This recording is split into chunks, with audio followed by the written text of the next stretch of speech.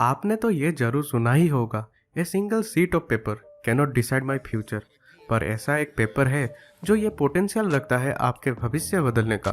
और जैसे कि इस वीडियो के टाइटल से पता लग ही चुका होगा, उसे हम नए साल का रिजोल्यूशन कहते हैं।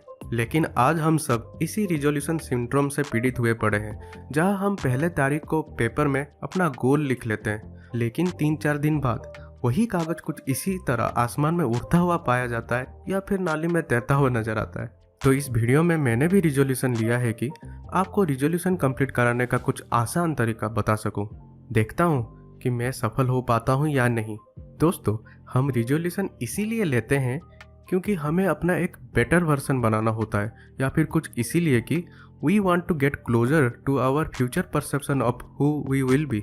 इसलिए हम बहुत सारे टू डू लिस्ट जैसे कि जिम जाना, स्पोकन इंग्लिश सीखना या फिर स्मोकिंग क्विट करना बनाने लग जाते हैं। पर ये इंट्रोस्पेक्ट नहीं करते कि हमारे अंदर कौन सा एक प्रमुख नकारात्मक आदत या हैबिट है जिसे हमें बदलना जरूरी है।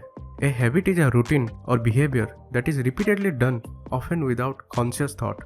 अगर आप जिम नहीं जाते या फिर कोई काम को टाले रहते हैं तो टास्क तो जिम जाना या काम पूरा करना हुआ, पर नकारात्मक आदत जिसके लिए आप नहीं जा पाते वो लेजीनेस या प्रोक्रेस्टिनेशन है। इस आदत को पहचाने बिना योजना बनाना और उसे कंप्लीट करना बेहद ही मुश्किल है।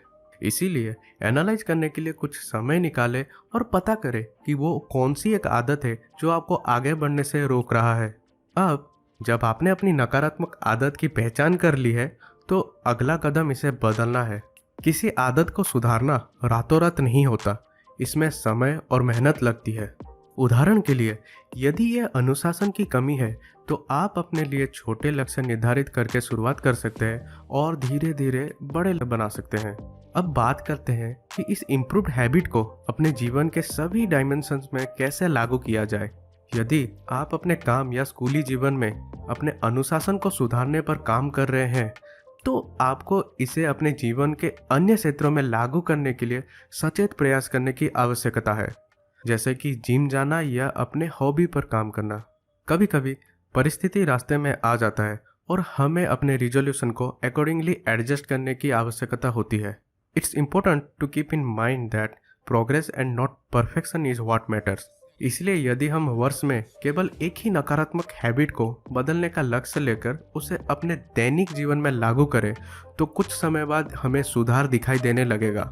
इसे हम चेंज वन रूल बोल सकते हैं।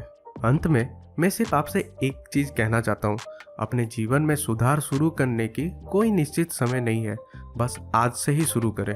The best time to plant a tree was 10 years ago and the second best time is now. तो आप सबका रिजोल्यूशन क्या है मुझे कमेंट बॉक्स पे जरूर बताएं। With that, all the best to all of you.